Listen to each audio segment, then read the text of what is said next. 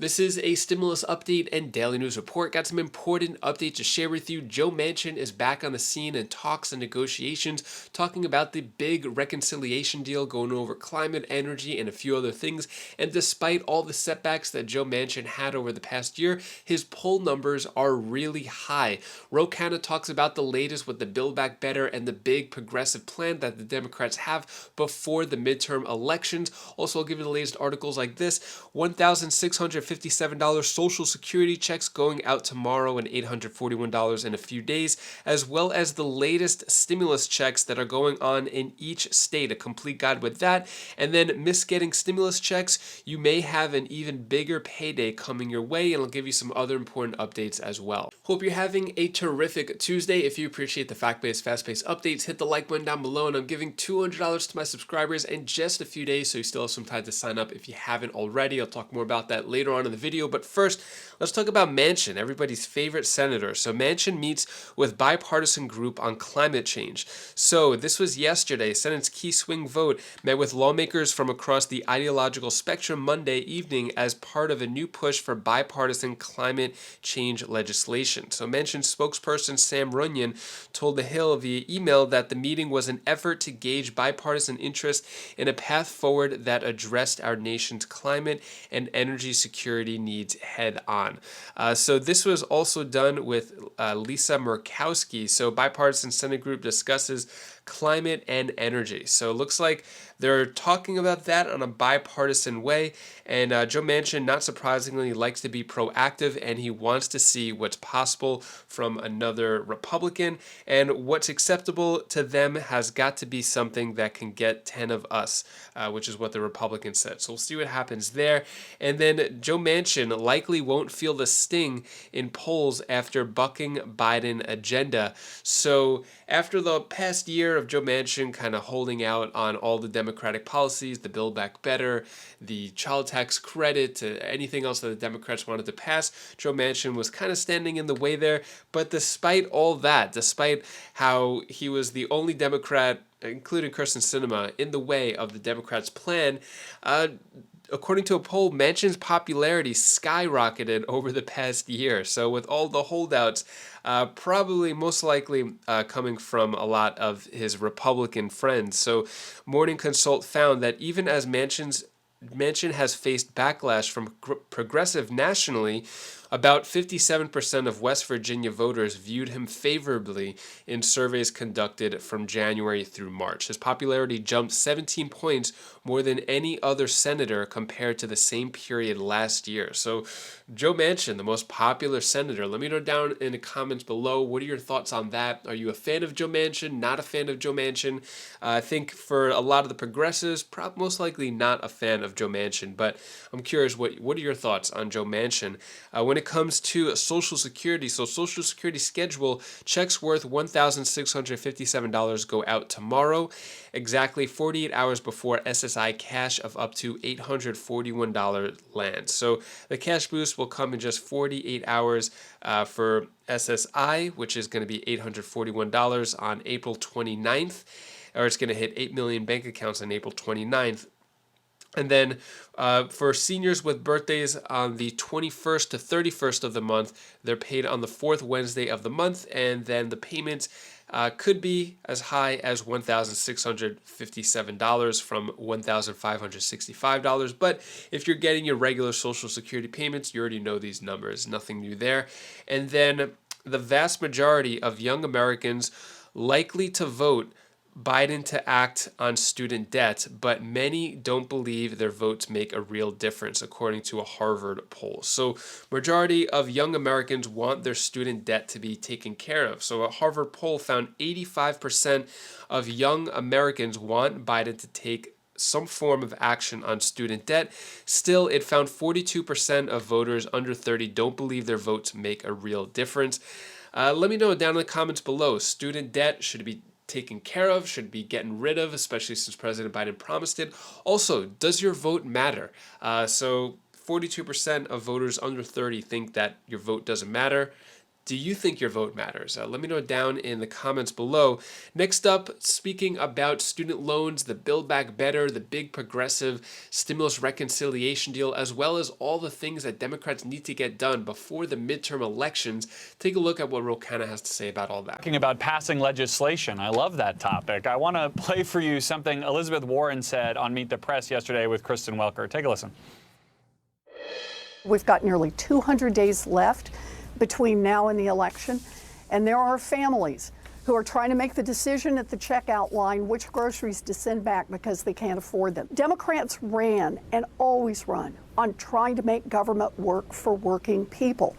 We've got nearly 200 days left. That's what we need to put our energy on. The senator also said in an op-ed last week that Democrats need to deliver more by November to have a case to make to voters in the midterms. It sounds like you would agree with that assessment. Absolutely, Garrett. I was back home and I met a teacher outside a grocery store. He said he's had 3 eggs every morning and now he's only having 2 eggs. So this is something that is hurting middle class, working class families, even in districts, affluent districts like mine. We need to deliver. There are a few things we can do right away. The president should forgive student loans. That is such an obvious policy. We ought to be having a tax on the big oil companies and providing a check then from that revenue to working and middle class families. That's 2 things that would provide immediate relief. What do you say to people who worry about the inflationary impact of a student loan forgiveness program, that's essentially just would ultimately lead to pouring more money into the economy at a time when inflation, voters keep saying, is one of, if not their top concern? I don't think it would be inflationary because the students aren't paying it back right now anyway. This would just be formalizing that they don't have to live with this debt. And to the extent there isn't any inflationary impact, you can raise taxes on the billionaires, and that would offset the cost. And that is another policy I think the president should do. Well, people are hurting. Others are making billions of dollars, and they aren't paying their fair share. They want to see that they get people want to see those billionaires taxed appropriately. Raising taxes on the wealthiest has not been as easy as congressional Democrats would like. You and I remember quite well Kyrsten Sinema's opposition to some of the tax portions of the Build Back Better plan. Now that Congress is back, though, there's a lot more discussion about reviving some of that agenda to kind of try to pick up the pace here. Joe Manchin, the other part of the Senate duo that has made this so complicated for Democrats, wants a bill that says tax reform, prescription drug reform, all the above energy plan. Do you think that's the kind of thing that could potentially move in the time frame we're talking about now? Yes, it's our only shot. I mean, we have to get 51 votes in the Senate, and Senator Manchin has been open to prescription drug reform, lowering the cost. He's been open to a moonshot on renewable energy. I understand that he wants some short-term increase in production, and I think we have to discuss that to see if we can come up with a compromise that meets the needs of the moment. You've only got about 12 legislative weeks, I think, left until the August recess. You can check my math if it's wrong, but are you satisfied that leadership in both chambers feels the urgency sufficiently to get this done before it's too late to matter politically for Democrats?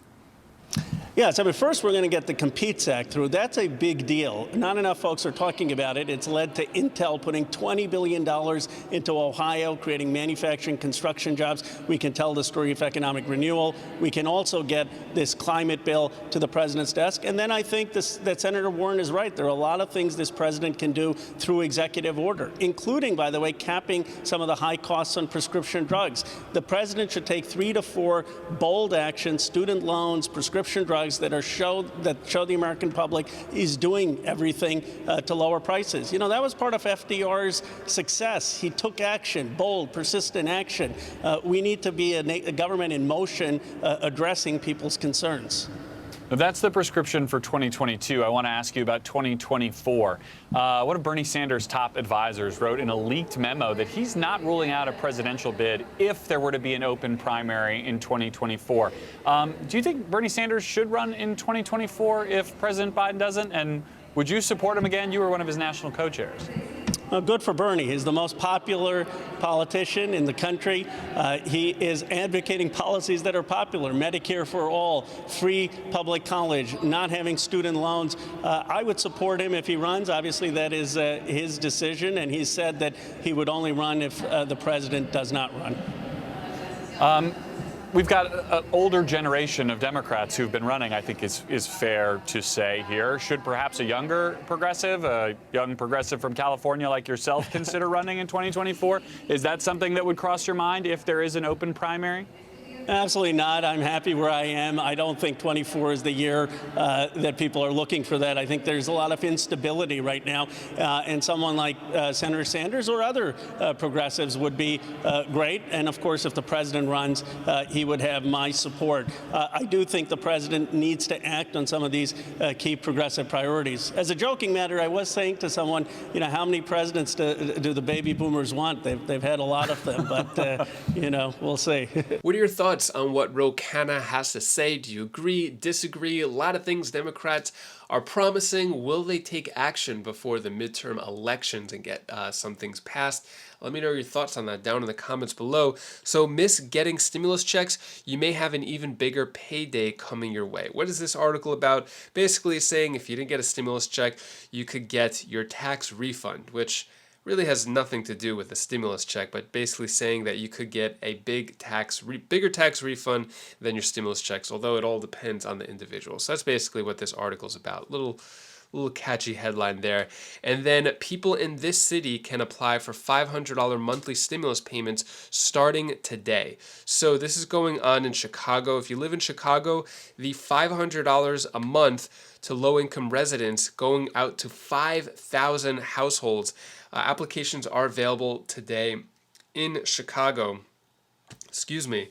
And also, the article's talking about the potential $150 gas cards, which could go out too. So the Universal Basic Income Program in Chicago, Guaranteed Income Program, is available for applications. And then stimulus update, your complete guide to which states are sending more stimulus. So I'll go through this really quick. This is not a complete guide. There's actually a new state that's going to give out stimulus, which I'll go over after this. So it has everything except for that state. So California, gas rebate, $400 per car, still under debate. Georgia stimulus of $250 for singles, $375 for head of household, $500 for couples. That has been signed by the governor. That's official. Hawaii, which is going to give $100 per person and then $100 per dependent. That is still under debate. Idaho giving $75 or 12% of 2020 Idaho state taxes. That is official, signed by the governor. Indiana, $125. That is official, signed by the governor. Kansas has a reduction or elimination of state grocery tax, still under debate there. Kentucky, stimulus in the form of one-time rebate of $500 for individuals, $1,000 for couples, still under debate. Maine, $850 stimulus checks. That has been signed by the governor. That's official. New Jersey, property tax rebate. Homeowners get $700, renters up to $250. That is still under debate. New Mexico, $250 for singles, $500 for couples. That is official and signed by the governor. Then New York, an average of $425 for New York City homeowners and $970 outside of New York City. This is for property tax rebates. That is official, signed by the governor in New York. And then Pennsylvania, decrease state gas tax by 1/3, and that is still under debate. And then Virginia, reduction or elimination of grocery tax and or suspension of the state's gas tax. That is still under debate as well. So not a full complete list, but I'd say this is probably one of the best lists I've had in terms of what's going on with the state stimulus, whether official or not. And then stimulus check update, governor wants to fast track payments.